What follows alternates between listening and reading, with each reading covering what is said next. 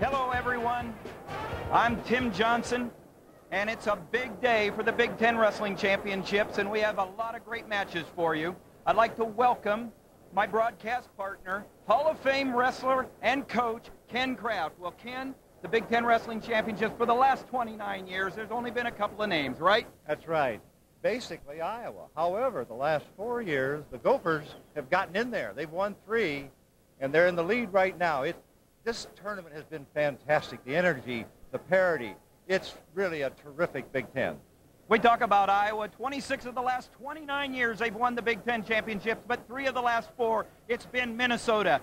And this year, as Ken said, it's a close one. Minnesota at the top there, and then Penn State, a surprise team, and Iowa. Anything could happen here, and you look on down, a lot of parity, as Ken said. Well, Ken, we've got a lot of great matches, but we've got a couple of that we want to feature. At 133, returning Big Ten champion Ryan Lewis versus Cliff Moore, and they've seen each other before. They sure have. They met a year ago, and there it is, right there. There's the score. Yep, that's Ryan Lewis, and he wins the Big Ten championship. There you see, he's going to win it.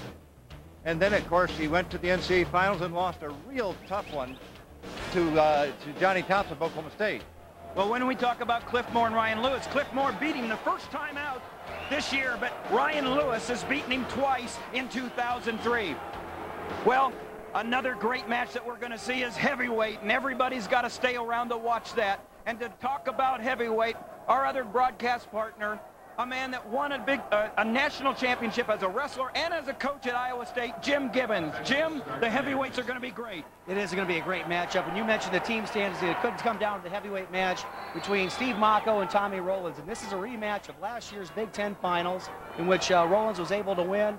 Just an explosive wrestler, great athlete, wins in the tiebreaker here, getting away from Steve Mocco. But Mocco is undefeated this year. We could see a rematch here, and we could also see these two athletes next year in the tournament.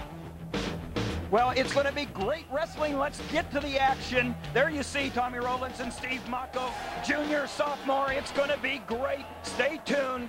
We're going to have a lot of great action. We'll be right back.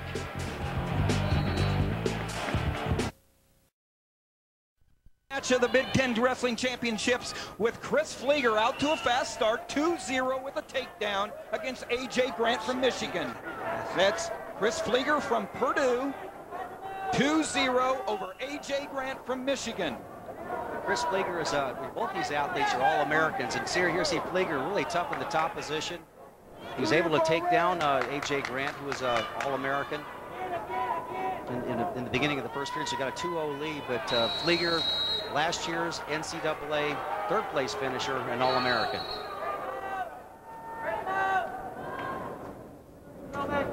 Well, Flieger is one of those real tough wrestling kids from the state of Pennsylvania, and he has really had a great year, ranked #1 in the country, and has pretty much handled Dowd, our Michigan kid. Oh my gosh, he's got him on his back. It's a fall. Oh, it's tough. He is tough.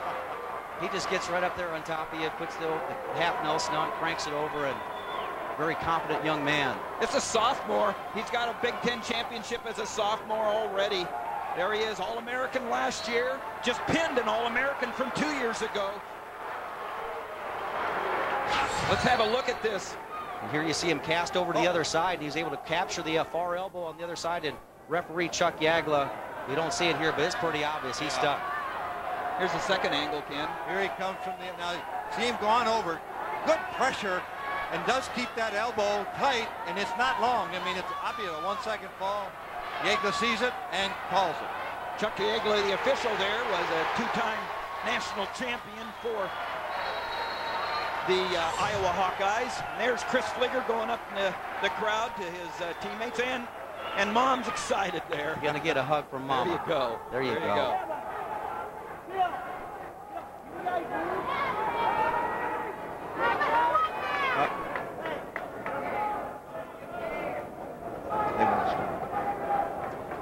There's Chris Flieger again, the Big Ten champion. We'll be right back for 133.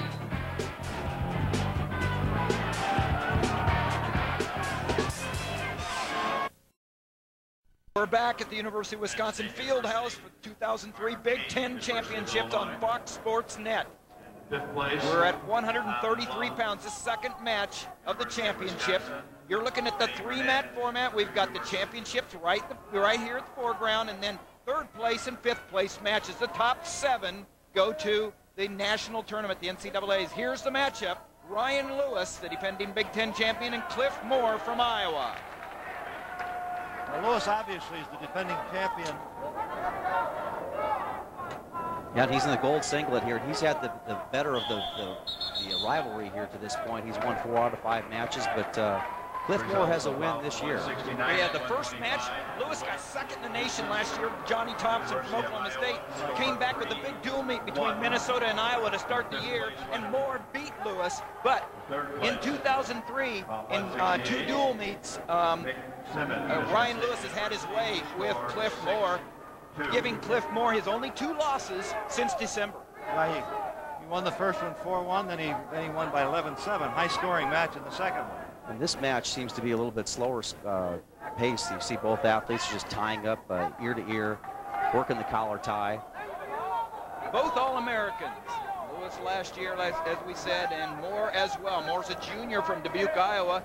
Lewis is from Utah. Came by way of a little bit different way. He was a transfer from North Dakota State. He started his career out, was an All-American in Division II, transferred over to Minnesota, and made his mark real fast. A runner-up last year in the NCAAs. And what you normally see from Ryan Lewis is great scrambling ability, and probably their last match, Lewis got on the offense a little bit, so probably the better mat wrestler is also Lewis, really tough at the top position. So Cliff Moore, if he's going to get into this match and win a Big Ten title here, has got to probably do his work on the feet. Lewis has won 16 matches in a row, so he's what you call a hot wrestler. He's on a run. He really is, and they are a little bit cautious, but again, Big Ten pressure, finals match, and seeding for NCAA and all that stuff comes now. Here comes Lewis, but well off the mat. Off the mat, and as we said, you see the other matches going on. That's the 3rd and 4th, 5th and 6th place match. The winners get 3rd and 5th, but this is the championship. This is the Big Ten title on the line. There's all 3 here at the University of Wisconsin Fieldhouse. This format was really put in place last May at the Big Ten coaches meetings with the thought that more of the fans will stay into the session. The 6 wrestlers out there, and we've done that at the Midlands for a number of years, and it seems to work pretty well, so they're giving it a try here. Well, with this action here, with this crowd in the field house at UW here, this is just nobody's had a hard time staying in their seat.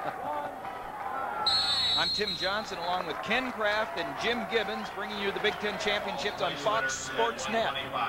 There you look, a good look at Ryan Lewis right there, and he chooses down to begin the second period. The score is 0-0. There was no takedown, and here we go in the second period.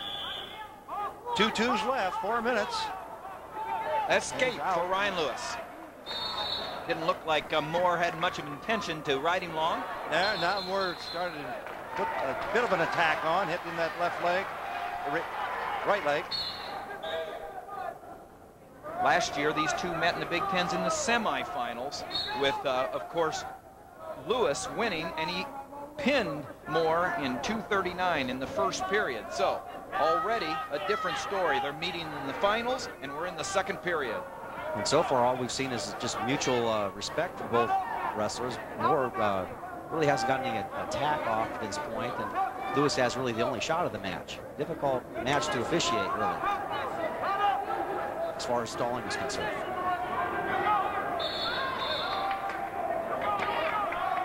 It's also a great matchup with Minnesota and Iowa fighting it out for the Big Ten title along with Penn State. It's kind of a log jam, except Minnesota does have a little bit of a cushion. So this would be a big win for Iowa if they could get what would be an upset here. I believe Iowa's back into second place with a win by Luke Eustace in the 5th and 6th place match. They got at least a point for that, so they jumped out back ahead of Penn State.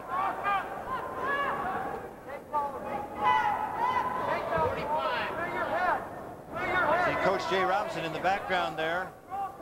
Jay's in his 17th year at Minnesota. Yeah, it seemed like he went there yesterday. Yeah, I was just going to say that. Beautiful follow by Lewis. He doesn't have it yet, and look at Moore coming He's getting his hips out here. The athlete here that keeps his head up and his chest up is probably going to end up winning this scramble if they keep enough real estate.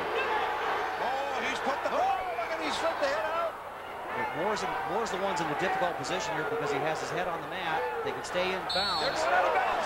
Scramble. How about that action? You got to call that, like you said, a win for Moore there because he was in the more difficult situation. He could have given up 2 and possibly back points there with the explosive Lewis, and did a nice job of really ducking back behind Lewis to go off the mat. That's the end of the second period here in the 133-pound match. Here's a little bit of the scramble. And you see that Moore is in dire straits right here, but he holds onto that arm, and I don't know exactly what he does, but he just keeps on driving across and just going off the net. He saw his position to get off, and he stayed with it. And Moore chose down to begin this third period, just like Lewis did in the second. Lewis escaped. That's the only point of the match. It's 1-0 Lewis. Lewis on top, the Minnesota wrestler in the gold singlet. And the difference is, there's one. He did get the one, but Lewis was trying to ride where Moore released him essentially. Good call. I think that as far as Cliff Moore's concerned, it's ended up being a match of strategy and going in the down position, getting escaped that quickly here. It's got to give him some confidence. There's a shot by Lewis, but good action and stuffing the head and hip action by Moore. But Moore might take a little drag on that arm and he's coming back out, but he chose to just block it off. 1-1 between Minnesota's Ryan Lewis, defending Big Ten champion, versus Cliff Moore. 2 All-Americans going at it for the Big Ten title. Lewis working the ties, and I like what I see from Moore here as far as he's got heavy hands. He's moving in the ties. He's trying to really get active there. But boy, I tell you what, Lewis is very strong. He can peel you off those upper body ties pretty easily. You're looking at Cliff Moore and Ryan Lewis. We've got 50 seconds left in the match. You see it right there on your scorecard. Fox Sports Net bringing you the Big Ten Championships, and there's 4 rounds. He tried to almost, nice counter. Wow. Good scramble by these 133-pounders. Lewis comes right back in on a high crotch shot. Good hand control there by Moore. Whoa, Lewis back in. Boy, he's using a lot of strength there. He's really kind of shooting across the body, and Moore's measuring him on that high crotch attempt. 20 seconds. Great action, 20 seconds to the end of regulation. And there's Coach Jay Robinson in his 17th year. 2 big NCAA titles in a row, 2 Big Ten titles in a row. He's done a great job of promoting the sport. Here we go, 10 seconds left in this regulation time at 1:33. And that looks like these wrestlers know that's where they're going. It's sudden victory time. There it is. Overtime. Overtime. Here's how we got it. See, he's riding heavy. He's up high. And there's the escape. Beautiful. And here they go for here's the overtime. It's 1 minute, and if there's more in it. He's behind. He's going to get the takedown. He's got the 2. 2 points. Moore wins it. Sudden victory. The first real legitimate shot that Moore takes in the match is in sudden victory. Nice, beautiful high crotch attempt. And he's the Big Ten champion, Tim. Yes, Cliff Moore. Great call on that, Jim. He didn't take a legitimate shot really until that, but it was a great strategic match by that young man. Here's the score. And here's the finish. He pops his hips in. Good scramble here by Lewis. You're not going to get anything easy, but the referee saw where there's weight on the hands. Hands on the mat, that's 2 points.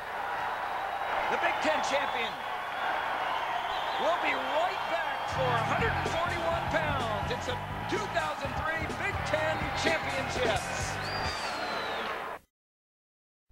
And we're back at the University of Wisconsin Fieldhouse at 141 pounds, and we just got started. It's Coit Cooper, the #1 seed, against Scott Moore, the #2 seed. There you see him on the championship mat. White, in the white singlet is Coit Cooper from Indiana. Haven't quite, and that's not the correct season. He's 35-2, Coit Cooper is. And Scott Moore, 47-7. And actually, he has tied Kerry McCoy's school record, so he's trying to break it. That's not a bad record to break. But these two have seen each other, haven't they, Ken? Oh, absolutely. They've met 3 times this year, and every match resulted in a pinfall. So you've got Cooper with one of the wins. I think 3 times in their life. Yeah, yeah. And Coit Cooper only has 2 losses, and one of them's a fall to Moore. That's right. But he also pinned Moore. Here's Moore in on. Moore's in on a double leg here. Yep. And he comes up, and this is what Moore is able to do. Is from Penn State, he's able to just show tremendous balance. He locks Cooper up and makes it difficult for him to finish the technique. Well, obviously Moore is more of the pinner than Cooper, but both those guys can stick people, and obviously when they've met, they've both resulted in pins at the end of the match. So we might see a pin right here. Well, all these matches mean something, especially with Penn State in the mix. The team race is tightening up, isn't it, Jim?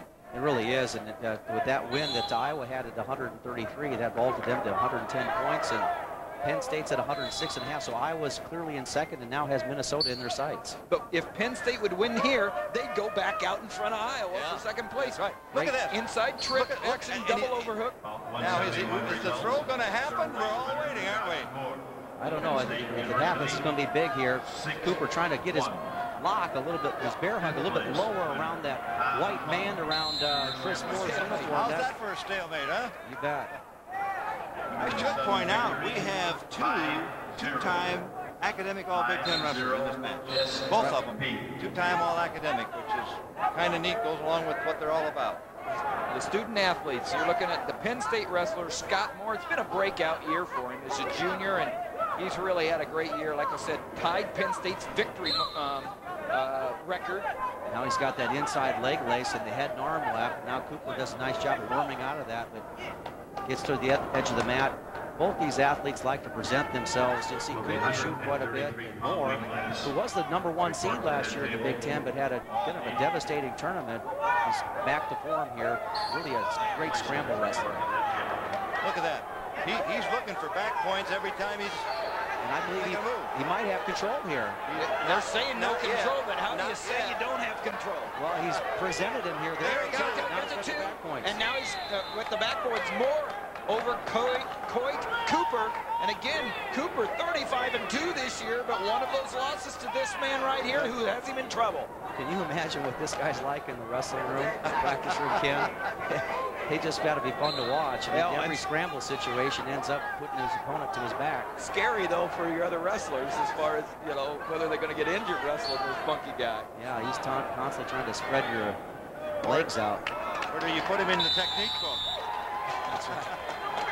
There's 3 more back points. That puts him out 5-0 at the end of the first match. Scott Moore out to a 5-0 lead. There you're looking at Scott Moore from Penn State, the junior. He's out of Pennsylvania. Coit Cooper, who's wrestling for Indiana, is out of the state of Washington. There's Mike Mena on the right-hand side, assistant coach. One of the things that some of our head coaches do that I think is good in some cases where they have a wrestler that really has a great rapport with one of their assistant coaches, and instead of being in the corner, they put the guy with the best rapport there. Well, most coaches would probably put their grandmother of the athlete in there if they thought it would help him win. Wherever that best connection is, that's what you want. That's right. Nice reversal attempt here, but look at this scramble. Wow. And that's just to maintain control here for Moore, but yeah, Cooper was almost out there. Definitely looking for a big move to get back into it.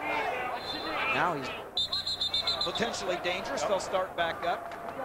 The rules of wrestling, of course, protect the wrestlers, and when they think there's Bill Rotz, he is the official. He's from New Hampton, Iowa, and a longtime NCAA official, and they're responsible for the safety of the wrestlers first. He felt that that move was going in a direction that it could hurt somebody, and he called it and started him back. There's a false start. You can't outstart the official. Cooper coming up to his feet. Just into hand fighting right now, but you know that the way Moore wrestles, he's going to contest everything. Sam Henson, assistant coach at Penn State, great wrestler, still competes. freestyle internationally. You see that? You see Sam yelling there, and there's another great example. You know Sam and Scott Moore wrestle in the room every day. They work and work and work. The head coach is Troy Sunderland, and yet Sam Henson probably is the guy that connects best. There's Troy Sunderland in his 4th season at Penn State, and look where he's got him, in the hunt for a title. I tell you, that's the shocker of this tournament. Penn State being so competitive from a team standpoint. They're all out there wrestling hard and doing really what Troy did when he was out there. Maybe not the most talented guy, but he went out there and hustled hard. He's got a reversal. He doesn't have it yet. He's got to be careful to. Yeah, there's one with the escape. So 1 point for Indiana, makes the score 5-1. Indiana's Coit Cooper, the #1 seed, trailing the #2 seed, Scott Moore from Penn State. And it's really up to Cooper at this point to pick up his pace. He's got to try to do what he can. He can't wait till the end of the match here, but to get his offense off. Look for him to get right back at it. No question. You know, when you're down inside a 30-second second period, he has got to fire. There's the stall. Warning stalling on Moore, who leads 5-1. He's backing up according to the official, and he hit him for stalling. The next time he gets hit for stalling, that'll be 1 point penalty against him. He's constantly working in. But there's the end of the second period. You were talking about the standings, Jim, really tightening up there. We've got, what do we got? 113.5 for University of Minnesota. There you go. 110 for Iowa and 106 for Penn State. So if Moore was able to win, they would jump right out back ahead of Iowa by half a point. Like I said before, I really think that's the story of this tournament, is that in Penn State's they've come from basically nowhere. A couple of years ago, they had a little bit of problem. Of course, a traditionally tough program. We all knew that Minnesota and Iowa was going to be here, but we didn't know Penn State would be out here battling for second place. Penn State has truly wrestled well as a team. They wrestled well in the Midlands this year, and you could see that they had the making, but nobody thought they were going to be this good this quickly. You bet. Moore's got rubbing his back. Maybe he pulled the muscle back there, but he looks like he's ready to go. Second period. You know, here's Coit Cooper coming on top for Indiana, and he says, you know, I'm not going to ride you because it's going to be one on the feet and some big moves. He's got a lot of work ahead of him, doesn't he? He really does, and right now, Moore's probably not going to give him that big move opportunity unless it's right there exactly, perfectly set up. Talk to me about matchup, guys. You know, here's a Cooper who's 35-2, not having much of a problem all year long with anybody except Scott Moore, who's lost 7 times to other people, but sometimes styles make all the difference. Well, Cooper may not win this match, but what he's looking for in this next minute and 35 seconds is something that either puts him back in the match or he learns something about his opponent, takes him to the wall, really tests him here. Now he's back in on that shot. He's got it. There's the takedown. He'll probably cut it. He learned something there, didn't he? Yeah, he bet. He knows his high crouch will work late in the match. And Moore's style will be more available for losses. He's a wide open guy. He's going to lose some points. Good point. That he attacks where he takes a lot high risk, high reward. And remember, Moore from Penn State has been warned for stalling, so the next time that happens, he can't back up, or else Cooper gets another point. It's 7-4 now. It was 5-0. It's 7-4 in favor. There's shot. And Cooper's in good position here, but now Moore does a nice job of squaring his hips. He keeps good pressure on the back of Cooper's head. There's a stalemate by the official. That's a good call by the official there. There's Troy Sunderland, somebody that's people have got to recognize as close to one of the coaches of the year with this kind of performance in the Big Ten Championship. Absolutely. Without a doubt. And here you see Morris presenting himself. He's keeping his position. He's allowing basically Cooper to get on that high crotch shot. Cooper should probably recognize that that's there. He's going to work more on the finish as opposed to trying to get in deep because Moore's letting him in. 28 seconds left in this match. Penn State's Moore leading 7-4, trying to become a Big Ten champion. The top 7 in this tournament qualify for the NCAA championships in Kansas City, March 20 through 22nd. The top 7 qualify for in the Big Ten. There's a 1-point stall warning then. 7-5, and is there riding time? Yes, there is. So the match score is really 8-5 in this situation. It looks like Scott Moore's done a good job. That big 5-point move certainly helped, Ken. Yeah, it sure did. Absolutely. There's your Big Ten champion, Scott Moore from Penn State. He wins it with riding time, 8-5. When you ride your man a minute or more, you get an extra point. He got that extra point. It's 8-5. There's your champion, Scott Moore. We said it's a breakout year. I'd say that's a way to break out.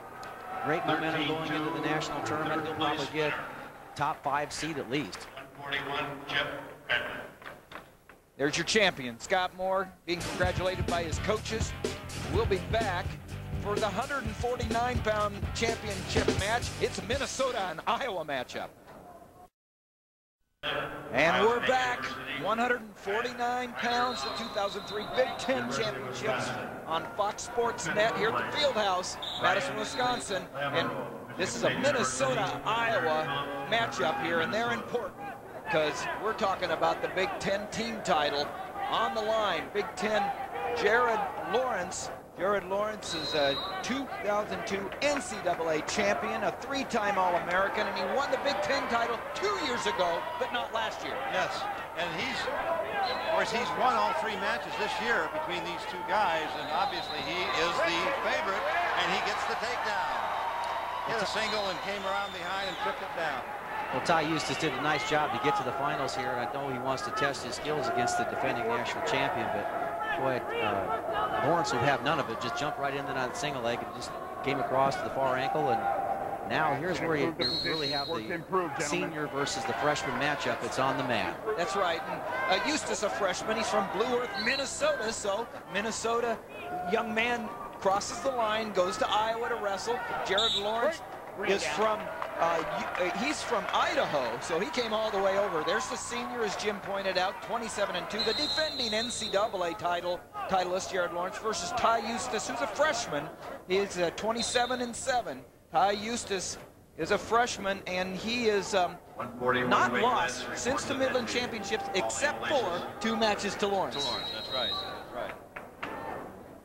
He had some really close matches in the quarters and the semis, but you really like what you see from a freshman, able to win those close matches in overtime and close 1 or 2 point decisions. Shows a lot of poise. Jared Lawrence in the gold singlet from the Minnesota Gopher juggernaut. They are out in front. They've won 2 in a row, 3 of the last 4 Big Ten championships. And right now, Jim, it's still Minnesota. It really is. They picked up 1 more point at the 141-pound bout, so that they go up to 114.5. And Penn State, with that win by Chris Moore, ends up going to 110.5, so they're a half point ahead of Iowa. So it is close, Ken. The way Lawrence is wrestling, he's looking for bonus points, too. You can see that's in the mind of him that they need it. He had a half tip. He didn't get him over on that attempt. You see his right arm is pretty deep in the crotch. Now he comes back looking for that tilt. Eustace doing a nice job underneath and just staying out of it, but you got to be careful down there. If you don't get off your belly in college wrestling, they're going to call you for stalling down there. Well, one reason Jared Lawrence looks so comfortable here in the finals is he's been there just like Ty Eustace. He was there as a freshman 4 times. He's been in the finals, the Minnesota Wrestlers, 4 times. He has been a Big Ten finalist, 2nd as a freshman, 1st as a sophomore, 2nd last year, trying to get his 2nd title. That's really pretty amazing when you think about the depth in the Big Ten. To be a freshman to make it this far in the tournament 4 times. He kind of epitomizes the Minnesota team. It must have been a class that's the seniors right now that just taken Minnesota to the next level. Well, they've got 2 national championships under their belt as teams, team titles in that class. So there's a lot of pride there. Now, you know what? They're not done giving it up here. I know they're not ranked as high as Iowa or Oklahoma State, but you look at Minnesota, and they've got 5 or 6 guys that have placed in the top 5 of the NCAAs twice. Well, if you get 5 or 6 guys placing in the top 5, you're going to be right there. He's got a shot. And what they've done, and Jay and his staff, is just raise the expectation of all these kids, where they, hey, we belong, we deserve to be there. And they've wrestled a great tournament so far, and we're seeing Lawrence again, but obviously the other young guy is just a freshman. But he has beaten him by 12 Lawrence is beating him by 12 and 7 and 8. Well, and that makes me a little surprised. I thought he would be looking for that those extra points, but he chose to get that riding time. It's only 2-0 right now at the end of the first period, and he got that takedown real fast, in on it. Nice single leg. He's got the elbow deep on the ankle, and that's so important, and he went for the sweep and then saw the leg come close to him and just dove for it. Did a nice job with it, finishing that technique. You expect that from the senior returning national champion, though. You see the two wrestlers on their feet, but that's not the way they started this period. Where in the second period, Ty Eustace was on top because Jared Lawrence from Minnesota chose down. He got his choice in the second period. He got away inside of a couple of seconds, and he's now ahead 3-0. There's Jim Zaleski, the head coach of the University of Iowa, who's in his 6th season. All he did his first 3 was win 3 NCAA titles, and that matches the number that he won as a wrestler. That's correct. But you know, the interesting thing is he spent 3 years as Jay Robinson's assistant. We talk about Dan Gable's influence, but I think you got to add Dan Gable and Jay Robinson, you know, in the same breath a lot of times when you talk about the influence and the impact in this Big Ten Conference. And, you know, when you're at the University of Iowa, the expectations are so high there, you know, and I think he's done a marvelous job keeping those guys. And you hear what he's saying there. He wants Eustace to get his shot off, okay? He wants Eustace to get his shot off. It's down 3-0. He wants to see what he wants him to get after his offense and test himself, because sure, it's about a Big Ten championship, but it's also about what's going to be happening a week and a half from now at the national tournament. Right, in the next 3 years. You bet.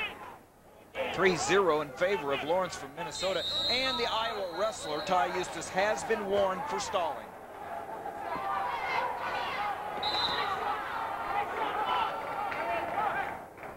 Eustace in there ear to ear. Both athletes really can't get much going on from that position, but they appear to be fairly comfortable. But I really think it's up to Eustace to get his shot off. There he goes, because he's down 3-0. He's got to make something happen here at this end of the second period. Can't wait till the third. We're at 149 pounds. This is the 4th match of the Big Ten championships. There's Jay Robinson, who we've been talking about, a great promoter of the sport, 17 years at Minnesota. Before that, several years as the top assistant to Dan Gable at the University of Iowa. And Ken, you know that when Tim says promoter, you know, it's not only just being a promoter of the sport. You know, if you're winning these titles, you want people watching, and he's done a great job of getting people in the stands. Well, he's really put together an organization up there. And he's got terrific people working with him, but he's the center of it, he's the core of it, and makes it all happen. Well, he's getting 16,000 people to watch a match up there, you know, and like he said, was we were talking to him, you know, he understands that there's a big difference between wrestling in front of 1,000 or 2,000 and 16,000, and he says that makes your blood run. I mean, he gets excited, and he wants that for every program in America. No, it's just it's a wonderful thing to see happen, and with all of it happening, the competition success, the crowds, everything that's going on. Look at Ty Eustace from Blue Earth, Minnesota. Redshirt freshman going up against the senior. Hasn't scored yet. A minute 15 left in the match. And Eustace doesn't seem to be able to get a tie where he's comfortable taking the shot. You know that there's a low shot attempt by Lawrence. Not really, it's kind of half-hearted there a little bit. He didn't really go after it full force. Respected Eustace's defense, came back out to neutral position. You just get a feel that Lawrence has every move measured by Eustace right now. Yeah, it's the experience factor we're seeing. You know, as you say, Eustace just can't get the setup that he wants to hit for. 3-0, 40 seconds left in the match as you look at the score. Lawrence trying to get his second Big Ten title. The defending NCAA titleist trying to put a little cushion between first and second for his team and give Minnesota more than a 3.5 point or a 4-point lead. And with a win, he'd give Minnesota another 4 points. That would be big. Lawrence is really disciplined here. Look how low he is. He's about a half a head lower than Eustace. He knows that Eustace has to come with a shot. Just staying disciplined. Like I said, that half head lower, every position makes it difficult for Eustace to get the shot off, and that's why he's the champ. And he is the champ, just like you said, Jim. That's 4 times in the finals, 2 Big Ten championships for Jared Lawrence. What a warrior. He's a warrior for the Minnesota Gophers, and he's a champion. There you're looking at him, the 149-pound Big Ten champion. He'll be tough to beat in Kansas City. And there's how he got those 2 points. Just got off to a big start. You know, it was all him and rode the whole second period, showed a lot of skills out there. Minnesota out in front. Back at the University of Wisconsin Fieldhouse for the 2003 Big Ten Championships. Here's Becker last year. He's winning the championship against his Michigan opponent. That's Luke Becker, NCAA and Big Ten champion. He went ahead and took that momentum from last year's Big Ten tournament. Number 3 seed in the national tournament, ended up winning the NCAAs.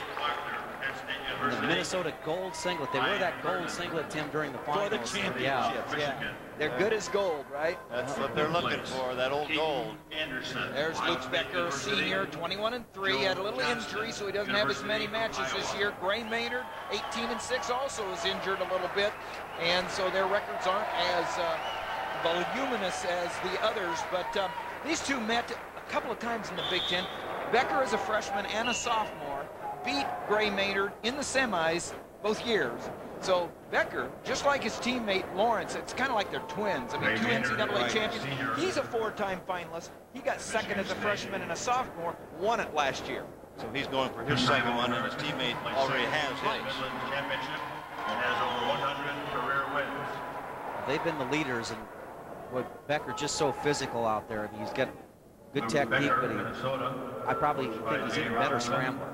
That was in on the shot in the leg. With the far side. Yeah, and then he cuts across. All that's going to keep him here is the 2002 NCAA. He has enough real estate here to finish the technique. Well, making the turn back in. Attempting to. Nice job by Maynard of fighting in here. He grabbed that far ankle, as you see. and he just has to hold it. Yeah, he's got to hold it, and if Becker pushes into him, he's going to roll him out of bounds.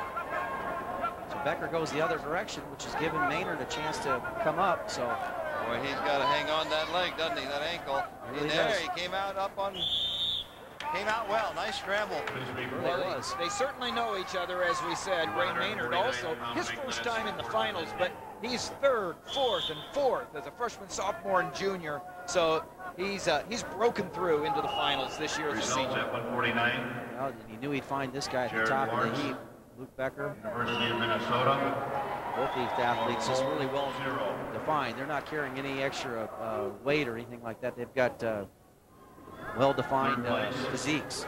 Ryan Shralla, University of Michigan. The number 1 seed, Luke Becker, the number 1 seed, Keaton Anderson, is out. Earlier in the tournament, he injured himself. Yeah, he tore an ACL, and just a terrible story. Here he was rated number 1 in the country, seeded first here, and he's done for the year. Results allowed He's a senior, so he's well done. 157. So Gray Maynard got into the finals through a medical default and a forfeit, actually. University of Iowa. Medical forfeit is what it's technically called. Becker came through number 6 ranked Ryan Bertine from Michigan. What was strange about that Anderson match in the quarterfinals is that Anderson he finished the bout. He actually won the bout, but found out later that did significant damage to his knee. Becker's a 3-time All-American, besides being a 4-time finalist in the Big Ten. It's 0-0, 43 seconds left in the first period at 157 pounds. This is the halfway mark of the championships. It's the 5th match of the Big Ten championships here at the University of Wisconsin. I'm Tim Johnson along with Ken Kraft and Jim Gibbons for Fox Sports Net, bringing you the Big Ten championships from the University of Wisconsin. See, the pace of this match is really slowing down, Tim. 20 seconds left in the first, and only two shots. Referee Mike Allen just wants to get some action going here. He always wants to get. He always wants action. He's a little frustrated here, and I can't blame both athletes. You can just tell that both athletes are just exhaling. Well, Of course, Minnesota and Iowa both have 5 finalists. Minnesota, this is trying to get their second championship. This is their 3rd finalist, and they're out in front after that Jared Lawrence win at 149. A little more of a cushion now, right, Jim? Yeah. And you see the team standings there. Minnesota jumps out to 118, but Iowa's going to end up getting a default at this 157-pound weight class, so they'll pick up 3 points, and that jumps them back into 2nd place after this bout is over with. So they'll be at 113, and Minnesota will be at 115, a 5-point spread. Ken, over the years, you've seen a lot of Big Ten championships, and you've probably seen a lot that goes seesawing back and forth at 1 and 2 spot. But it's very rare that the top 3 go back and forth like this. No, this is a particular special year in that regard, and it's the parity we've talked about for years, though, and we all know the parity wasn't there for years, and now it is. Well, there's the escape point. 1 point for Becker. He gets away. We're a minute and a half left in the 2nd period. After a scoreless first period, Gray Maynard has to like his position right now, doesn't he, Jim? He really does. He's just keeping himself in the match, much like we saw Cliff Moore do from Iowa at the 133-pound bout. He hung around long enough, and then was able to get the takedown in overtime. So as long as Becker's willing to wrestle this pace of match, you're going to probably see Maynard hang around. Well, Becker is a Minnesota born, raised in Cambridge High School from Minnesota. Gray Maynard wrestled one of those great high school wrestling programs, St. Edward's High School in Ohio. There's your coaches, a couple of assistant coaches, Joe Russell there you see, and Mark Schwab, a couple of the guys that, as we said, connect with Luke Becker, and that's why they're in the corner, and Jay Robinson is somewhere behind the ropes.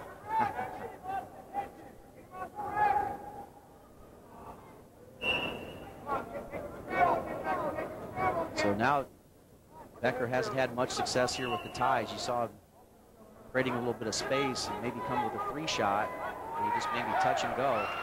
You're going to hear, if Gray Maynard keeps it up here, you're going to hear the Iowa crowd. You're going to hear act like he's their own, and you're going to hear this last period, them giving him a lot of support. They'll adopt the guy in the green. Nice hit. Boy. I'll tell you what. Low single. Boy, he hit that lot of power. And it came quick. What I like what he did there, Ken, is he showed him the high crotch a couple times in the bout, and then he came back with a single leg to the other side. Absolutely. Just a real nice technique and change off. Well, that takes the score 3-0, and here's the move. See, quick. Yep, there it was. Showed the high crotch. And he stepped up with the right leg, and then he was able to attack and follow through. So made Maynard think that he was going to come back to that high crotch side, and came back to the single real quickly. Great technique. All right, we're in the 3rd period, and Maynard underneath, and he comes out for 1. It could have been a 2 almost, but good scramble by both guys, especially Becker. There you see Becker's athletic ability in the scramble. That was a big takedown for Luke Becker with 15 seconds left in the 2nd period. Well, Tim, in championship wrestling, I mean, if you can get those points at the end of the period and ride your opponent out, I mean, those are big. Takedowns are just huge in these matches, but if you can get unanswered takedowns, meaning no escape, it makes it all the bigger. I've always felt that if you score late and no one escapes, you get an extra half point. It's worth an extra half point in the whole deal. Exactly. All 8 places at 149. Please report to the head Right table. now, it's really up to Maynard from the green singlet there to really get offensive. He's going to go after a title, and he's got nothing to lose right here. He's already qualified for the NCAA championships, and there you see him come There he up. goes. Oh my God! He doesn't even have the 2 yet. There he gets the 2. Well, he answered. He answered. You're right. Someone's bleeding. Yeah, I think Maynard, I guess. Wow. Now that was. You're right, Jim. You've got to like what you saw from Maynard there. He answered the call, and we're going to probably have a decent amount of blood time, but goes in hard, comes to that really just a knee snatch that catches Becker trying to scramble out of it and gets the 2 points. But I think there was a collision before all that. Yep. There you see the blood on the arm and coming down pretty profusely. It's not a sport for the weak at heart. They're warriors, and we're looking at Gray Maynard, one of them, who is now all tied up. There's no riding time. This is a tie match between Minnesota's Luke Becker, the defending NCAA titleist, versus Michigan State's Gray Maynard.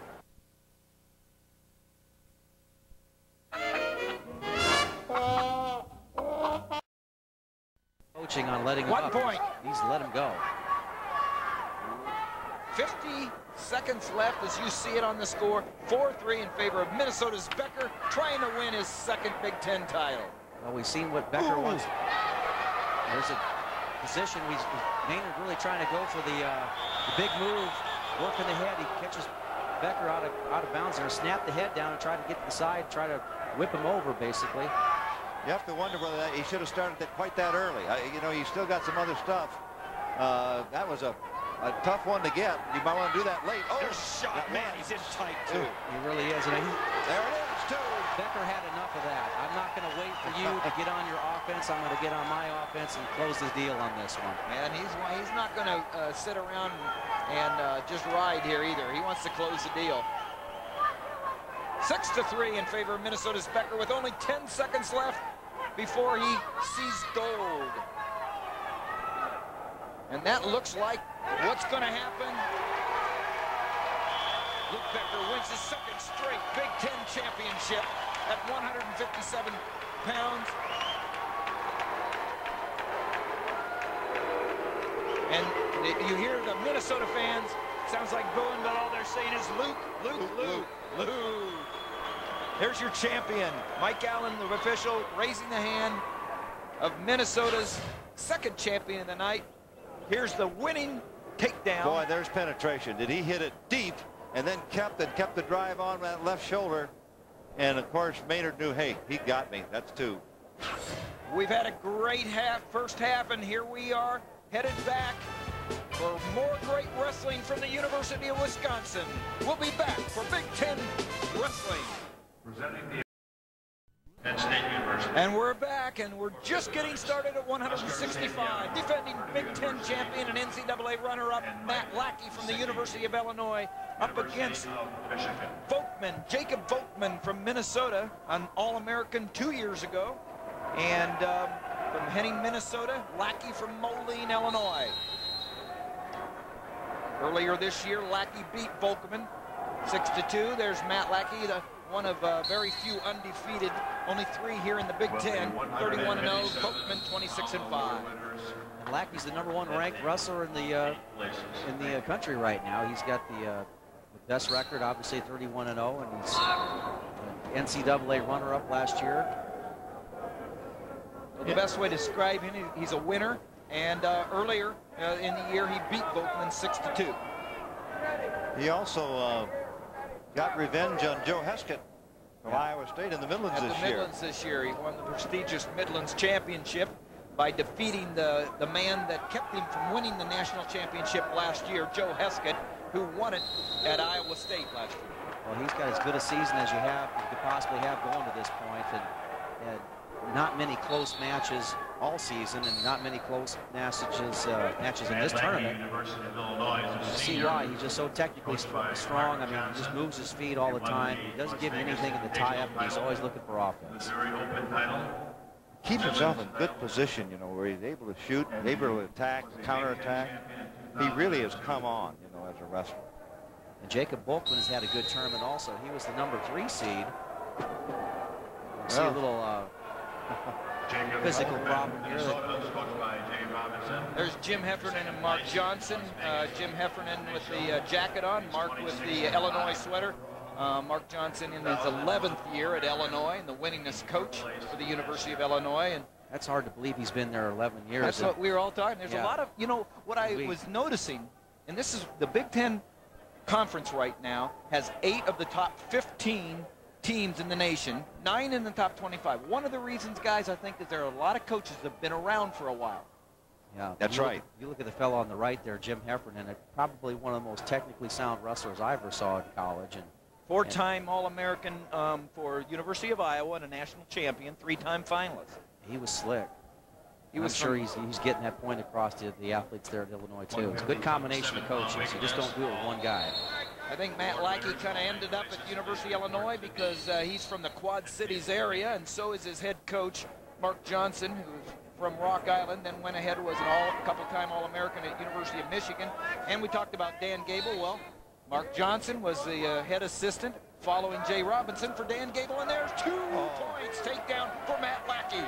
Great footwork on that. He saw that shot coming, lowered his hips, and then just did a great job of spinning around Volkman.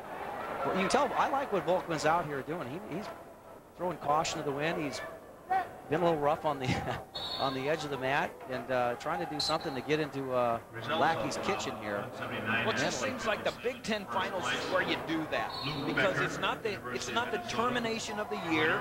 You've got every opportunity. It just seems like that's where you've got to let it all loose. I'll tell you, he's the aggressor. He's coming after Lackey, and he's got a tough guy to beat in doing that, but you like to see him do it. And obviously the match is not over. We're a 2-1 match. Volkman, as we said, from Henning, Minnesota, Henning High School, stayed in the state, as did Lackey. Lackey from Moline, Illinois, Moline High School. NCAA runner-up last year, Big Ten champion, Volkman an All-American 2 years ago at 174. Yes. Volkman's been at 174 for the last couple of years. He's a junior, and he dropped down to 165. He looks good that way. There's also about 184 Sometimes you at go down a little bit weight, your conditioning gets a little bit better. And the winner is Oscar Santiago, Purdue obviously University. strong for that weight with class. Miami I Medical. like what he's done here. He's Medical really for kept Lackey off of his shots by Oscar being aggressive. Santiago, 5th place. The only time they met this year is at the Las Vegas tournament in early December, Lackey winning 6-2. And that's like a century ago as far as December. A season goes. You bet. Wrestling has one of the longer seasons in collegiate sports, and starts in mid to early November, and here we are in March. End of the first period. End of the first period, scored 2-1, and here's where There you Lackey. A shot, and look how low he gets his hips, and immediately moves and tries to get to the corner, gets that angle, and gets a little bit of weight on Volkman's hands, and that's enough to get the 2 points. Here we go, the start of the second period. They scored 2-1, Volkman on top. That's because Lackey chose down, and he's away for 1. Now it's 3-1 in favor of the Fighting Illini's 165-pounder, Matt Lackey, over what they call gold country up there in Minnesota. And it has been gold country in wrestling for the past several years. This is, Ken, this is probably the point in the match where you probably see whether that pace is going to pay off for Volkman. Yeah, he's been the pressure guy, and you know, honestly, Lackey hasn't shot that much. He got the counter score, but as far as the attack, now again, there it is. See, and he's down for 2 points. Takedown for Lackey, working off the shot of Volkman. Man, he's quick. He's counter-punching right now. yes, he is, and Volkman's head is too low. He's extended and his head's low, and boy, Lackey's taking advantage of it. Spun behind twice for his 2 takedowns. That's a good point, because when his head does go low, it's just an immediate sign that he's going to come with his shot. And like I said, Lackey's had him measured on that and spun around him even quicker the second time than he did the first. Score is 5-2 in favor of the Illini. Matt Lackey. And there's 50 seconds left in the second period. There you see Matt Lackey coming back to the center of the match. 31-0 this year. 3 Big Ten athletes undefeated coming into the year. That is Chris Flieger, who's already won a championship at 125, where he pinned A.J. Grant from Michigan to open our broadcast. And we still have one to go at heavyweight. Steve Mocco, the #1 ranked heavyweight from Iowa, going up against Tommy Rowlands, who beat him last year in the Big Ten and the NCAA Finals. So you don't want to go anywhere. They're stalling on Minnesota's Volkman. Well, I look at that call, and I fail to see that. Volkman really just caught going backward at that point in time, but prior to that, it's been really the aggressor has taken the shots and taken the territory in the match. There's another shot by Volkman. He's been the pressure man. He really has. 5-2 in favor of Lackey on the strength of 2 takedowns. 12 seconds left in the second period. 165 pounds. 6th match of the Big Ten championships. There are 10 weight classes. We're in the 6th. And 5-2 is how it'll end in the second period. We're getting ready for the third period of regulation time. Volkman goes down.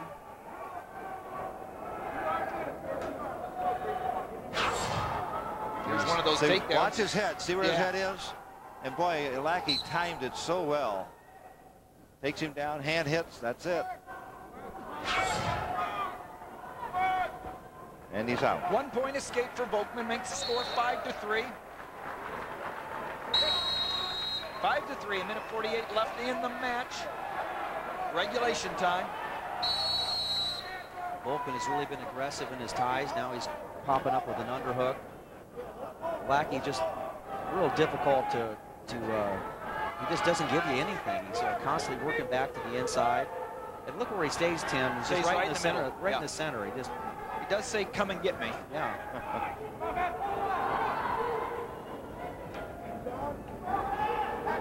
He appears to say, "Hey, I think I'll take a couple shots here, but maybe that's just for the ref."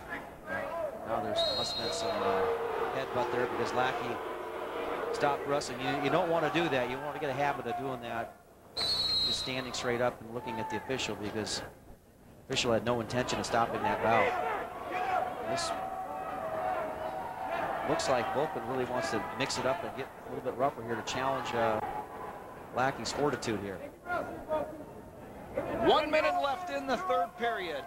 1 minute left in regulation. The score 5-3 in favor of Illinois' Lackey, looking to win his second Big Ten championship. Minnesota looking to put some distance between they and the pack. They already have. They've got the score right now is 122.5, I believe, to 113. This would Iowa. put the nail in the coffin almost. I mean, Iowa actually would have an opportunity because they have 3 more. Results about 183 and 165. Winner, Johnny Clark, Ohio State University. 39 seconds left. Score 7-4. I think the best way for Lackey to deal with this problem with the get in on a shot. Boy, but did he sprawl nice on that? I thought Lackey had that one. Nice sprawl by Volkman. Good action there by both wrestlers.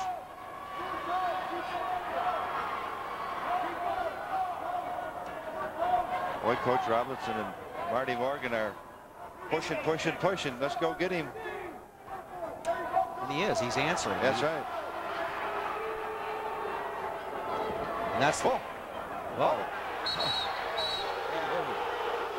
Did he hit his head? Yeah. He hit his head somewhere. Maybe a knee. Yeah. Right on, head on the knee, I think. Yep. Here's a look at it. Because he made a great penetration. There he goes. In, and there it was. Yep. Right on the side of the head. Wow. They see a little different. Hits it right there. You can on the see it. bone of the knee. And you know he's just going to collapse. There's only Here, well, you can't see it hit there, but it's that side of the head. Well, this has been a physical match all along, and you can see his eyes look a little bit out of it. Now there's only 4 seconds left. I'm sure he'll come to his feet here after the proper amount of injury time taken. That was a legitimate shot.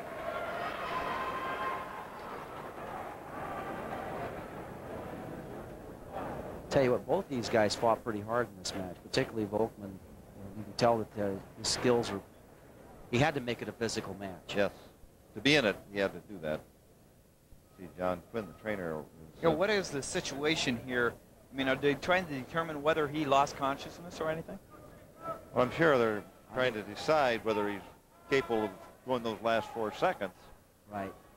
We're really fortunate, and I'm sure he's going to step up there and go the last 4, but I'm sure he'll be under observation after this too. Well, we saw with all those replays how hard it was a hit, and here we go. And that's the end, and the Big Ten champion for the second year in a row, Matt Lackey from the University of Illinois at 165 over Jacob Volkman from Minnesota. There you see him, the champion, #1 ranked, undefeated wrestler at 165 pounds. Looks a little wobbly going to the table. Is he going to the right corner? And he does to sign off and be congratulated by his coaches, Mark Johnson and Jim Heffernan. We're looking at a woozy Lackey as we go to break here. Right there, and he's back, and that's what we will be in just a moment.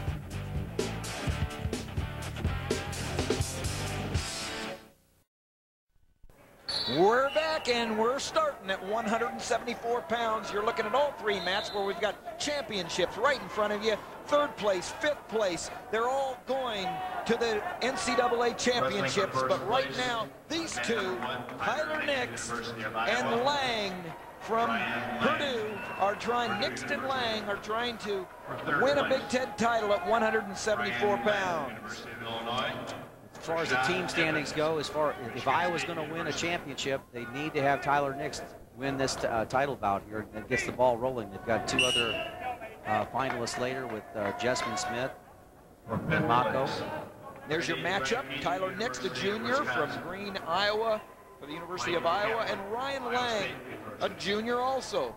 Both impressive records, both juniors, both in the finals of the Big Ten championships. And both academic All-Big Ten. Both academic All-Big Ten student athletes. And there's Jesse Reyes, coach in his 11th year, there in the coat and tie, in his 11th year at Purdue. Quite a wrestler himself. Yes, he was. He was a national champion in Cal Bakersfield with Joe Say, the great program they had over there.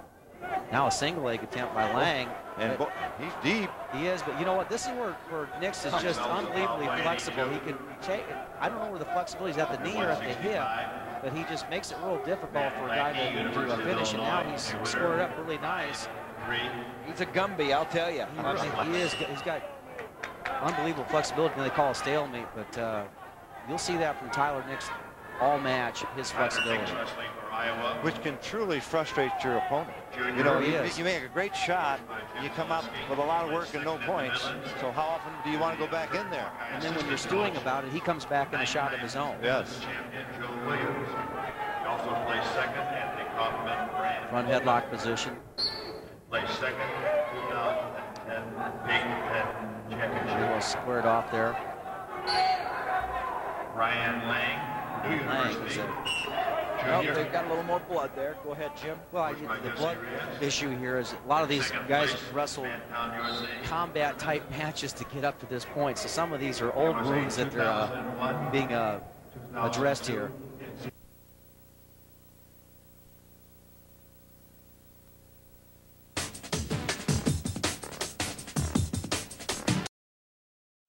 Tyler Nix, you're looking at, we said he's a junior from Green, Iowa.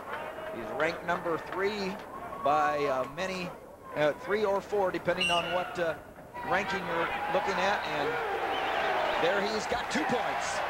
Nice high crotch. That's quick hit. The other kid hadn't seen that before, and he's underneath in a hurry. Nix was second last year. He's a returning finalist. He was second last year as a sophomore for the Hawkeyes. He had a good Big Ten tournament last year, but didn't really follow it up with an All-American performance in the national championships. I think he was seeded 7th and did not place in the tournament. He had a good Midlands championship this year. He was second, and it wasn't a patsy that he lost to in the finals. A guy by the name of Joe Williams, one of his assistant coaches. He's done a few things at the Midlands, hasn't he, Ken? Joe has only won the Midlands 9 straight times, so that's no fair for Tyler. He scouted him. Yeah. In the wrestling room. We'll say that Tyler was the collegiate champion of the Midlands. The Midlands that we talk about is the most prestigious holiday tournament over the Christmas break and really the history of the sport. 40 years this year. That's right. We've completed 40. And my broadcast partner here, Ken Kraft, is the founder of that tournament, as the head coach at Northwestern University, and the best have all wrestled at the Midlands, and they don't stop when they're done with their college eligibility, and that's what makes it so tough. It is a tough tournament. We love hosting it and look forward to those guys coming in there every year. Joe Williams is in his corner, in Nick's corner, and Joe Williams, a 3-time NCAA champion, and also, just like the head coach, Jim Zaleski, a 3-time NCAA titleist. Just 10 seconds left in the period. Nix doing a good job of just keeping his legs away. Both athletes in square stances where they really can't get much of a shot off, and that's why you don't see any action in the last 10 seconds. And we begin the second period. The score 2-1 in favor of Nix from Iowa. Here's the 2 points. Look at that beautiful high crotch into there, low high crotch actually. And that was right off the whistle, too. He came back from a blood timeout and boom, hit it. Lang really wasn't quite ready for that one. Champion score at the edge of the mat, champion score at the end of a period, and champion score right off the whistle. I mean, that's championship wrestling. Absolutely. Here you see that Nix pretty tough in the top position. He's doing a lot to keep weight on, trying to keep weight on the upper body. If he doesn't get it, he'll come back to the hips, and he stays in the hip lock there. You see him lift him up, take him back down. Nix wants to get up on top and ride high, but if it's not there, he does a good job of coming back to the hips. Right. I'm glad to see that. We don't see enough riding you know, we've lost a lot of that intercollegiate wrestling over the last few years. Well, if it's not done well, it usually gets called for stalling, and the guys give up on it. Yes, yes. But boy, you take a guy and keep him underneath, you're going to burn his gas. That's absolutely true. I think riding is like the running game in football. It's just the punishing part of it. And there you see the score all knotted at 2. Purdue's Lang gets an escape as the official, Jim Ramirez, gives him 1 point for escape. There's no control now. They're both on their feet. There's a minute left in the second period. Fox Sports Net bringing you the Big Ten Wrestling Championships in 2003 from the University of Wisconsin Fieldhouse here in Madison. Saw another attempt by Nix right off the whistle. There's a nice high crotch attempt there. Here's where we'll see that Gumby stuff back. He caught it all. He got it all. There was no way to go. There's no Gumby when you've got his legs. You can't do anything, boy, I'll tell you. Those 2 ankles counted too. Got him. Just like that, Lang's back in the match. It's broken riding time. Yes. Oh! Their hug. Lang is going tough now. And here's what we talked about, that 20 seconds at the end of the period. If Nix doesn't answer here, that's just like getting, like Ken says, an extra half. Stalling because he dropped down to the leg. He didn't stay up. So there's warning stalling on Purdue's Lang, and there's 16 seconds left, Jim. Your point, this is an important ride for Lang. It really is. It's important for Nix to try to get out. And he can't stay down there. Because he's got the, now he's getting a potentially dangerous signal. He can't stay down there. He can't stay down there. He can't stay down there. Oh, he called it potentially dangerous. Yeah. Well, it was either potentially dangerous or maybe a stall call. And he didn't say the stall, so now Lang in good shape to have this takedown not answered. Boy, just like that, he puts himself back in the bout. Yep. And Nix helped him a little bit, actually, by putting his knee in that position. Exactly. A lot of times you see guys hanging on the ankle. You got to kick away, get away, and then you give the official the impression that the guy on top is stalling. Yep. Now it comes down to your feet because Lang decides not to wrestle him on the mat, gives him the escape to make the score 4-3 now. 4-3 in favor of Purdue's Lang over Iowa's Tyler Nix. And there's Nix in on a takedown attempt. And nothing. Boy, a lot of scramble. Nice job by Lang. Really was a nice job. He hung in the crotch there a little bit, waited for Nix to make his move, and then he just scrambled back out of it, exploded back out, get to the neutral position. He knows it's coming to his right side, doesn't he? Lang does. Come back in. And now here's where Nix is comfortable in this position. But I'm afraid we got the knee problem. Of course, he's got such supple knees. Well, I'll tell you, if he hooks, he's got 2. And Nix will try to get his right knee up off the mat, but that's... There's Jesse Reyes, the head coach in his 11th year at Purdue. I think what the official has to realize here is that Nix is putting himself in that position, so it's not as dangerous as it might appear. Score 5-1. Shot by Lang. 1 minute left in the regulation of this match at 174. It's close, it's 4-3, and Iowa needs it to stay in the team race. And Lang, with his lead, though, is making enough shots to keep Nix off balance That's a bit. Good point, Ken. And he's also been warned for stalling. That's right, but he's One more, it's a point. Yep. 37 seconds left, but look how low he gets. Oh! Nix can answer this with another shot. He might be able to get the warning. But see, look at that. Then he goes in, see? Good job. He's got. I thought he was going to get a cradle, right? Almost. Now, this is enough time for Nix to finish his technique here, but... Again, that knee thing. 18 seconds left. Purdue's Lang out in front, 4-3.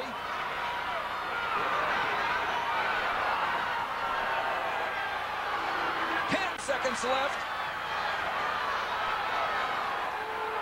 Boy, nice job by Lang. He's warded off all those. Lang wins the Big Ten championship. Oh, that's big. That's big.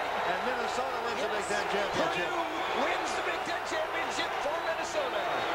And there you hear the fans. Minnesota with Iowa. The maroon and gold adopted the Boilermaker. Yeah. There's your champion, Ryan Lang from Purdue.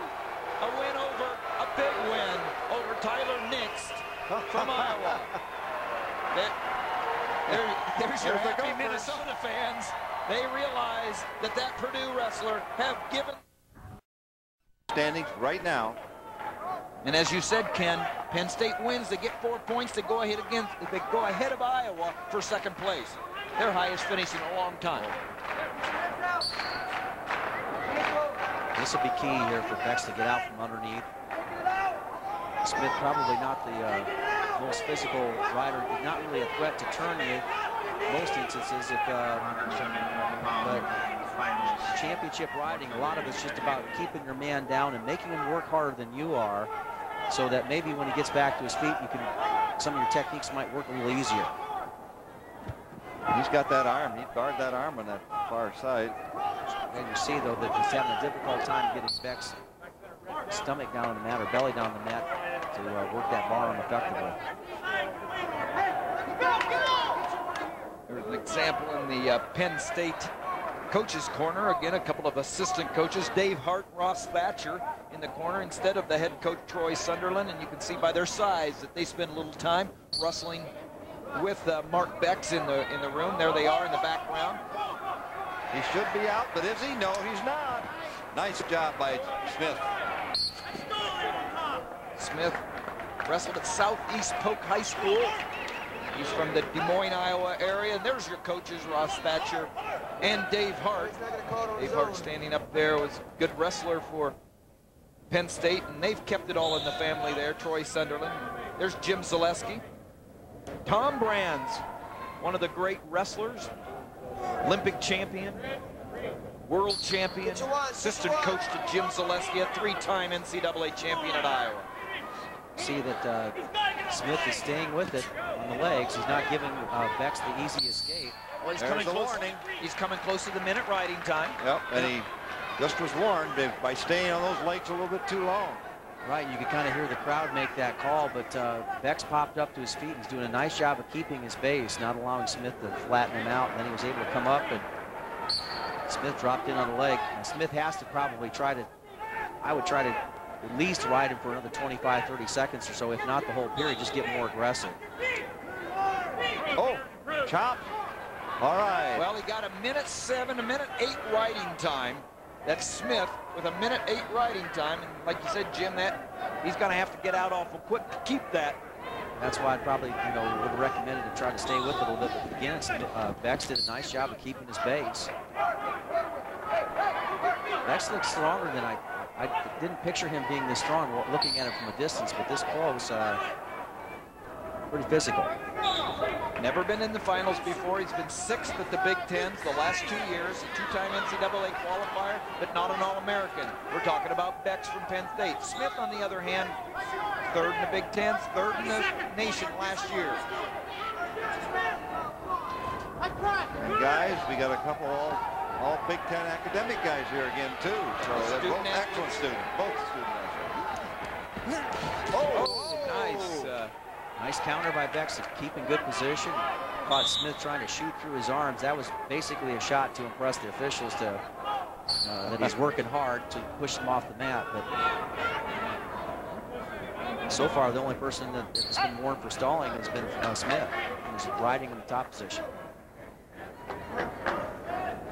The only point so far has he chops nice. Escape. And then he does that little sit out, spins right back, squares off. And now Smith gets his opportunity to score from the bottom. 8 seconds. As Ken, that's a great point, Ken.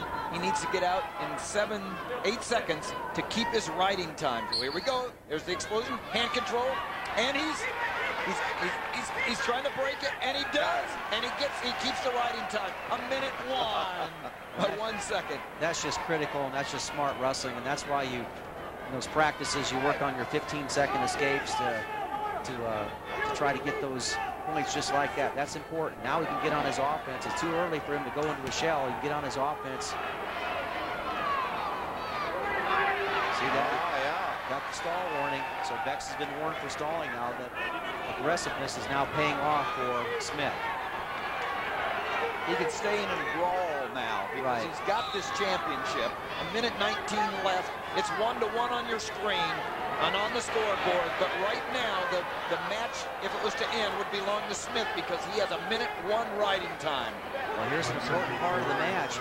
Bex doing a nice job. He's got the far leg locked. If he gets that head down, but he can get ankle released, but it doesn't know. As long as Smith keeps his head underneath that leg. Right. And he comes out the back door, as we call it. He's going to be in a position here to try to score. He's going to bring it up. He's got it good now. They're off the win. 48 seconds left. And a lot of times they'll call that for fleeing the mat. It wasn't called in that particular instance, but I like what Smith did. He came out the back door, but he kind of marshaled him to the edge of the mat, and that should have probably tried to stay in the center before he completed that technique. 40 seconds left in the regulation. We've had some close matches in the Big Ten championships here at the University of Wisconsin.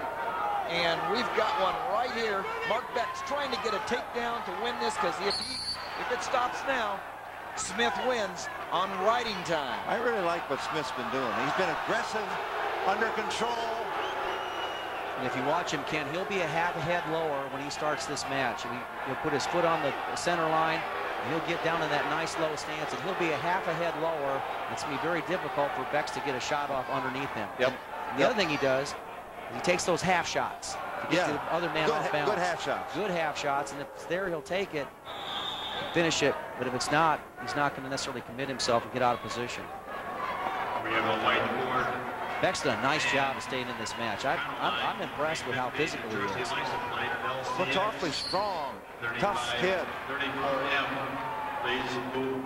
You're right, there's that head, the lower, he's a half head lower. Yep.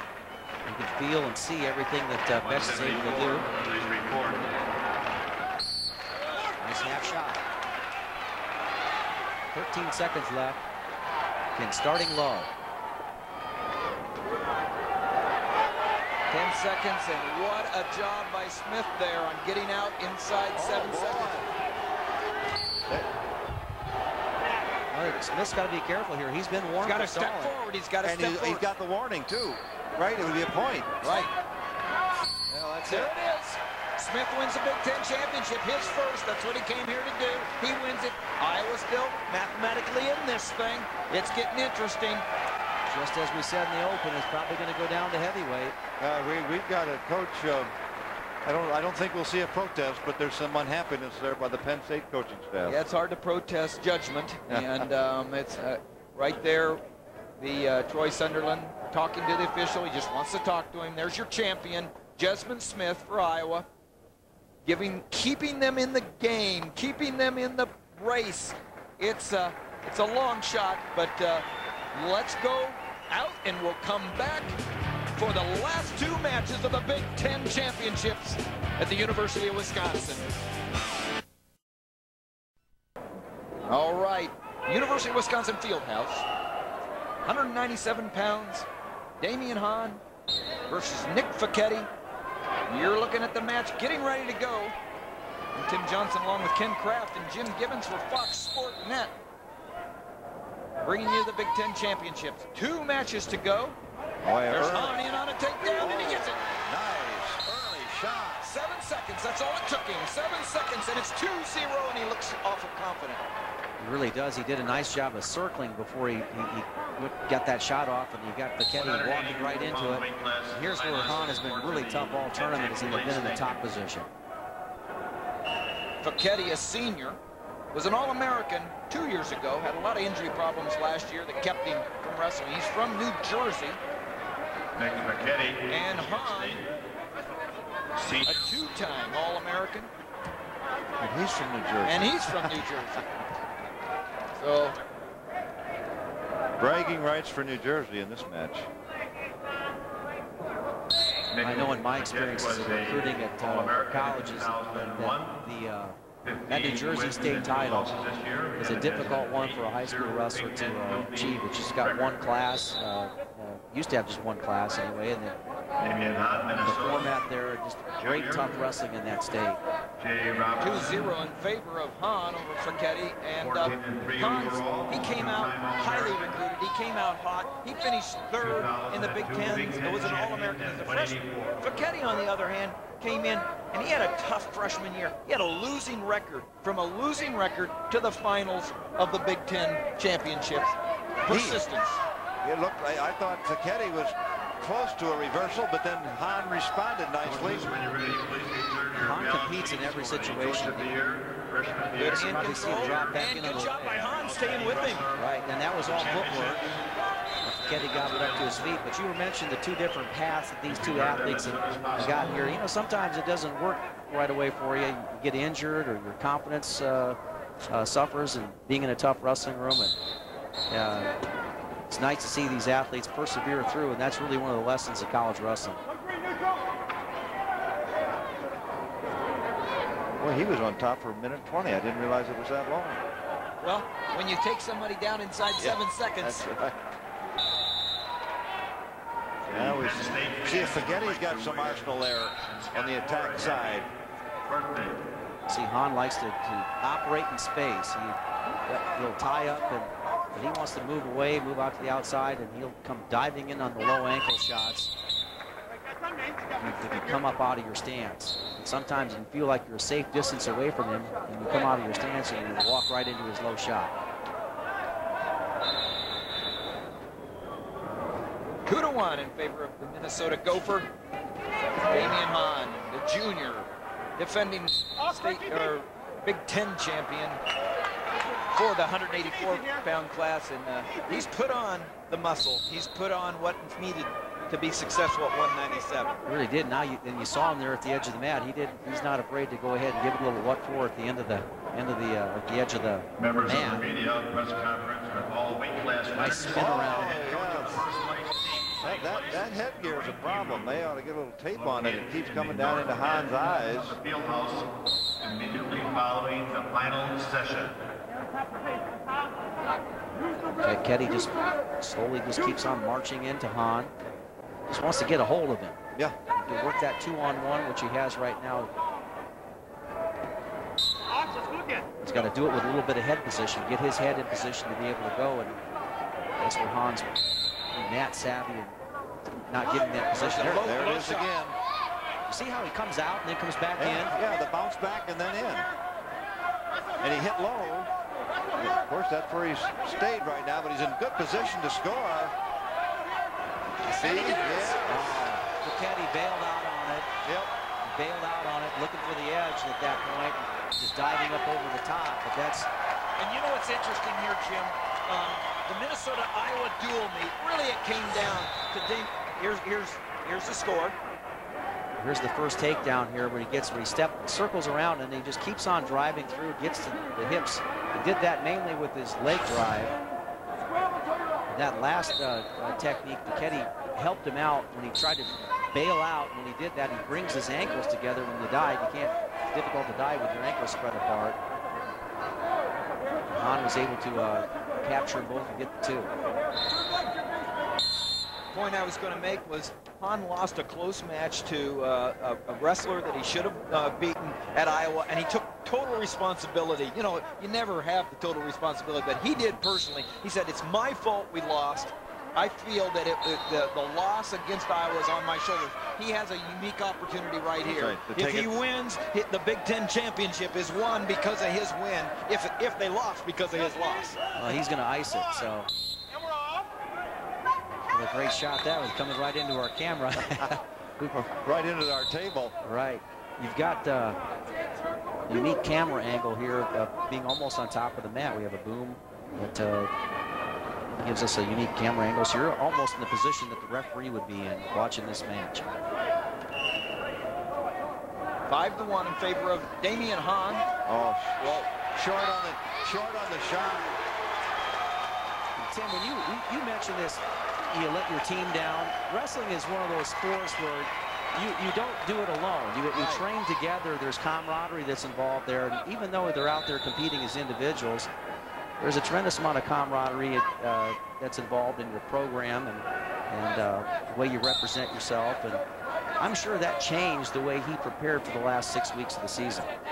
I think you're exactly right. I think that what it did was lit a fire under him that he didn't want that to happen again. He has obviously aspirations to win the Big Ten and national title. He has aspirations not to be in that position again. And the only way you do that is win, baby. Or just work your way out of it.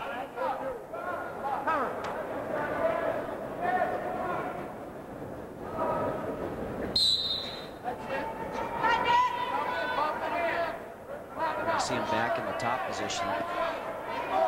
One of the things, Ken, when you mentioned it earlier in the telecast about if you're tough in that top position, it's probably one of the more difficult skills to teach, but just makes such a big difference in the match. There's so much to gain there. I mean, obviously there's possibility reversal and those kinds of things, but if you use good position and keep your weight on the guy, he's paying. And it's kind of a thing that you don't see as much as I'd like to see, but you know, we do what we have to do. Well, you're right, Ken, and what people don't realize is how much energy is expended from the person that's underneath the man. Is your point. Good point. And there's the end of the second period. Minnesota's Hahn out in front 7-1, and it's looking good for the Gophers as we go into the third period of this 197-pound match. Paquette chose the neutral position. He's had enough of Hahn's riding. There's an earlier shot here, and watch what Paquette does. He tries to dive away, and that really was just not well thought out, but you know, you've got to try to do something, I guess, to get yourself back in the match. Well, Jim, you pointed out earlier, watching Hahn along the way, he's hitting on all cylinders throughout this tournament, and so far in this first two periods, he's hitting on all cylinders, both from a physical skill standpoint, and you can tell the mental attitude is, bring it on. Well, I think, and he was doing the same thing last year, you know, this time. He's the Big Ten champion, so I think he's looking for a little bit more consistent performance in the tournament. You know, the big show, the national championships. It'll be interesting to see how it is, but as I say, you say he's hitting on all cylinders, but you got to continue. Yeah. Right. Yeah.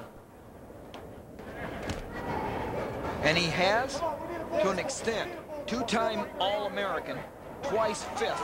But for Damian Hahn, that's not good enough. Yeah, see? that's I mean, right. And so, you know, for a lot of people, already placing twice fifth in the nation as a freshman and sophomore. But this young man has his sights set very high. Well, he does, and I remember when he first came out of high school, I mean, everybody thought that he would be the guy to stop Cale Street when he was at that same weight class. And Third place a lot of foul. pressure put on the young man real early. University of Michigan. I think you make a good point, Jim. I'm impressed with Damian Hahn because of that. People were saying, well, what happened to Damian Hahn? He couldn't beat Cale Sanders and whatever. No. And all he's doing is a two-time All-American. But sometimes you can get down. He has fought through all that, and here he is. Well, both these athletes have fought through a lot to get to this point, and just college wrestling is such a unique journey. And I just think if you just work your way all the way through it, you're always going to be happy with the end product. Give it your all. And you don't know where it's exactly going to take you, but it's going to just a great experience for these athletes. Well, you know, if you can walk away proud, and I think that's what we're talking about here, is what we are saying, and that you can walk away proud when you know you gave it. It's not all W's and not all L's, but it's giving that full effort and then walk away when you're done. And full effort is exactly what Hahn has given here. He's presented himself, and he's in a little bit of trouble here. And he's beaten a fighter. He is defeating a fighter right here. There's 2 points because he has not quit. Facchetti from Michigan State has not quit. Yep. But it's a little too late as Damian Hahn and the Minnesota Gophers are Big Ten champions. Well, I like what I saw there. That whole series was set up by a Hahn shot. There you have it. Damian Hahn winning his second Big Ten championship, this time at a heavier weight at 197. Last year at 184. Nick Facchetti from Michigan State gets second. There's the champion, Kevin Tan, the official, raising his hand. And the Minnesota Gophers are the Big Ten champions for the 3rd straight year. We have there's a replay, and that's Hahn scoring as he did. Basically, just stopped him, then took it down. Very proficiently. Spun behind. We're coming back for the big heavyweight match between Rollins and Mocco next. University of Iowa, undefeated, #1 ranked wrestler. But last year, this was Tommy Rollins and Steve Mocco. There's the locked hands. There's a call. It's easy to call. And Rollins from Ohio State wins it, just as he did the NCAA championship against the same Steve Mocco. Mocco twice losing last year, but never again. He's 4-2 against Rollins. He's 4-2. He's 4 straight right now. 4 straight against Rollins right now. And so you're looking at Steve Mocco, Tommy Rollins, Mocco in the black from the University of Iowa versus Tommy Rollins from Ohio State. Rollins, the defending Big Ten and NCAA champion, against the defending runner-up. It's not a word that Mocco likes, from Iowa. At 285, the heavyweight division in collegiate wrestling. The last match of the Big Ten Championships, the 2003 Big Ten Championships, here on Fox Sports Net, the University of Wisconsin Fieldhouse. I'm Tim Johnson, along with Ken Kraft and Jim Gibbons. And it's been a great one, guys. Oh, super group of finals. And this one, I'm really watching this one carefully because I've seen these guys wrestle so much. And one thing I saw, Mocco making a little grab at a leg. That's the first time I've seen him really go after a shot. I mean, he doesn't shoot. He shoots quite effectively, but he's more of your traditional heavyweight knee snatch. Doesn't like to go down to his knees. Constantly moves forward, and he is probably the most difficult heavyweight to score on as far as attacking his leg that there is in the country that we've probably seen him on. Well, that hip area, those thighs that he has makes it so difficult. It seems to me if you're going to score, you got to hit him high on the thigh and then try to go around him somehow. And Tommy Rollins, he's got he'll shoot low. He's a good scrambler once you get in on his legs. And of course, we're talking about the returning national champion. He's a great scrambler. Now he's got a double underhook. Oh, one side, then the other. There's just not enough mat for these guys. No, right. Here's their records. Mocco undefeated, #1 ranked wrestler in the country, and 67-3. And you know where 2 of those losses came. Tommy Rollins, a junior, Results at 197. #2 ranked, #1 and #2 in the Big Ten and in the country. Tom Galen, the official, and Tommy Rollins goes over to his coaches. There's the trainer for a little blood time. There's Coach Ken Ramsey. There's a former Midlands champion. Ken Ramsey was a 4-year letterman at Ohio State and a longtime assistant of Russ Hellickson. And there's Russ, one of the great longtime coaches of the Big Ten, both at Wisconsin and Ohio State. Yes, and a Wisconsin alum. He's back home. Back home in a place that he's wrestled and coached many, many times. One of the great ambassadors of the sport of wrestling, Russ Hellickson. Mocco just stalking Rollins to the edge of the mat. You saw that he just lowered his level, just kind of drove him off, trying to make an impression of the referee that he's in it. I think this is the most aggressive I've seen Mocco wrestle in one of these Rollins-Mocco matchups, as far as on his feet and committing to getting to leg shots. I think that's by design for Mocco. He's not only working at. His assistant coach Royce Alger is working with him, and Royce, of course, was a great champion for the University of Iowa, and he's back behind the coaches Zaleski and Brands, yelling encouragement. But he also put on about 30 pounds. Mako, a lot of strength there. Yeah, I'll tell you what. Last year. And Tommy Rollins, it moves so well. Oh, there's the look shot. at that. Look at that shot. We're seeing a Mako we haven't seen very much of. He's got to come back to the center of the mat. Oh, there it is. There it is. An attacking takedown. That was, he attacked and he went in, and I think that caught Rollins by surprise there, sure particularly did. the timing of the match. And you're right, Ken. We're seeing a new the Mako. new Steve Mako here. Great shot, great score, 2-0. 24 seconds left in the first period. University of Indiana, Wayne Goldman. University of Iowa. Yeah, he wants to tell a story. Was that a little shot at the edge? Well, these guys, State University, familiarity is breeding a lot of contempt in this probably rivalry, but the Northwestern University. opportunity for Rollins to get out from underneath and get back into this match. Well, again, this 1 point could be extremely important, and it doesn't. He's not going to get it. It doesn't look like. He doesn't answer it. Because he's flat. That was big. It's 2-0 with 3 seconds left in the first period, and it looks like it's going to stay that way. 2-0 on the big takedown by Mako. Yeah, that's a big last minute of that period. Here's that takedown. Right off the whistle, he jumps in on the leg. And now what I like what he did right here, he got himself under control. He swept him backwards.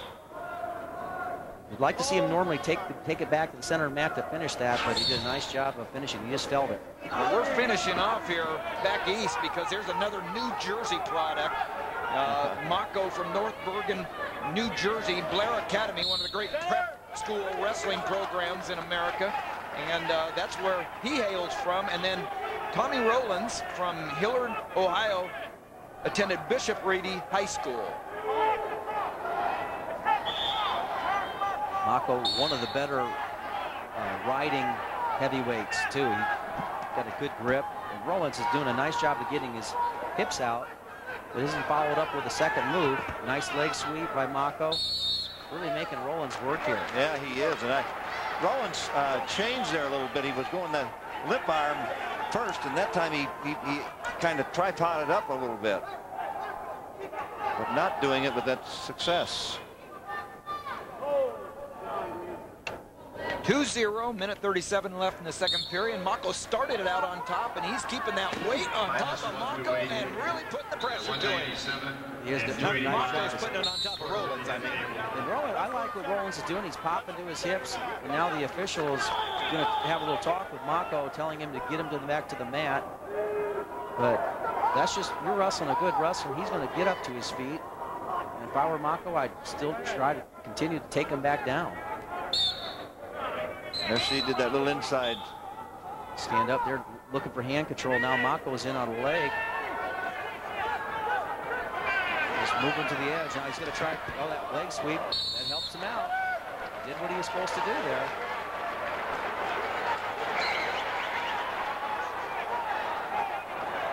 Steve Mako, a minute 15 left in the second period. He's got a minute 9 riding time, so he's got riding time. He's got a 2-0 lead on the strength of a takedown in the first period. Looking good for Mako. He's not able to catch that arm coming in and break the block or the lock. Well, Rollins is a heck of an athlete. I haven't seen many heavyweights try to get his hips out. He probably had, what, 5 starts in this minute? Right, that's right, yeah. Doesn't take many steps for the heavyweights to get to the outside, though, does it? Yeah, but it's still good technique by Rollins because he hasn't allowed himself to stay down underneath and get flattened out by Mako. Sometimes I bet the heavyweights wish they had a different size mat. There's one. He got the one. A lot of riding time by Mako. He has to feel real pleased by his position. And the match is really going his way tempo-wise with that takedown and ride out to begin the end of the first period. Rollins, I've seen him do this, but mainly he looks for that high crotch to Mako's right leg, but he's had success shooting to Mako's back legs at times, particularly in the national championships last year. We'll see if he goes to shoot on Mako's left leg, the one he keeps back most of the time. There it is. That was the shot you were looking at. Yep. And Mako still maintains pressure, though. You know, he is not going to back up. Yeah, he just drops the anvil on you when you come in there. And that's frustrating for Rollins. 16 seconds left in the second period. This last match in the Big Ten Wrestling Championships here from the University of Wisconsin on Fox Sports Net. Iowa trying to get another champion. Jesmyn Smith won at 184 pounds.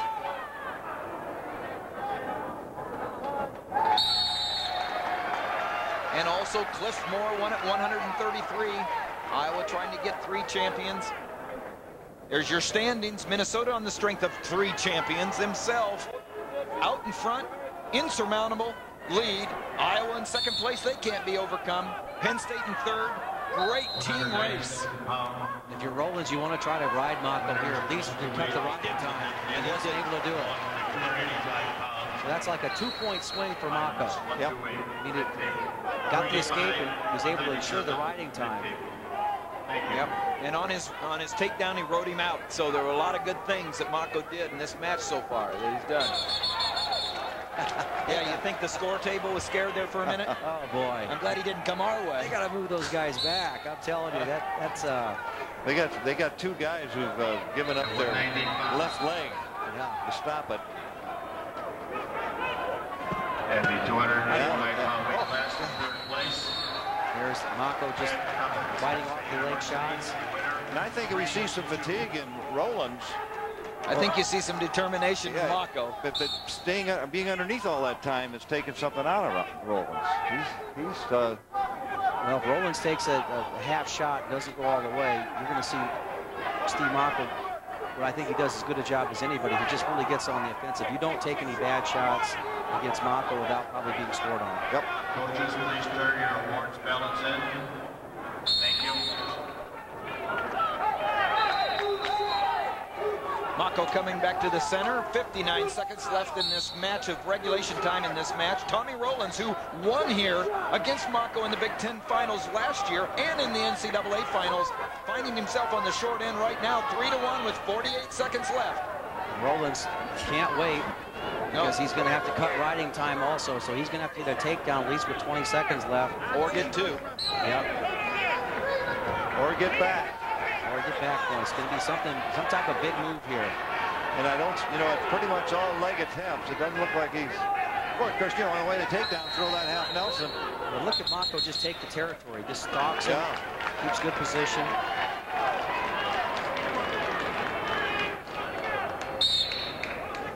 I just get the feeling these guys will see each other again. There's coaches from Ohio State on the short end today. Russ Hellickson on the right, Ken Ramsey on the left, continuing to encourage, and that's the coach's job.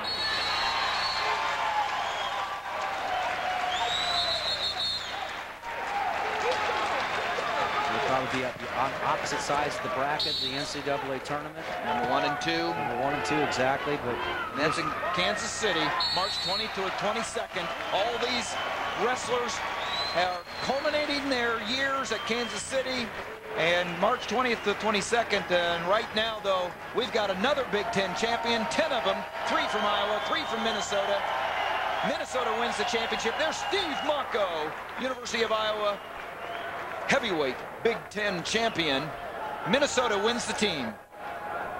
And we'll be back to wrap it up after this.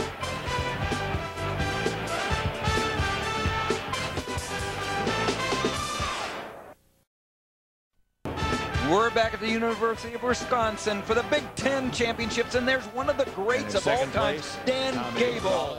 Dan Gable, the Olympic champion. Dan Gable, the Iowa wrestling coach who led them to so many victories here at the Big Ten Championships and the NCAAs. And now Dan Gable handing Steve Mako the championship medal at the heavyweight division. Dan Gable, what a presence for wrestling. And now the standings, the final standings. Minnesota, Iowa, Penn State, Michigan State, Illinois, and the rest. Guys, it was a great one. Minnesota wins 3 in a row. They go to Kansas City trying to win 3 in a row.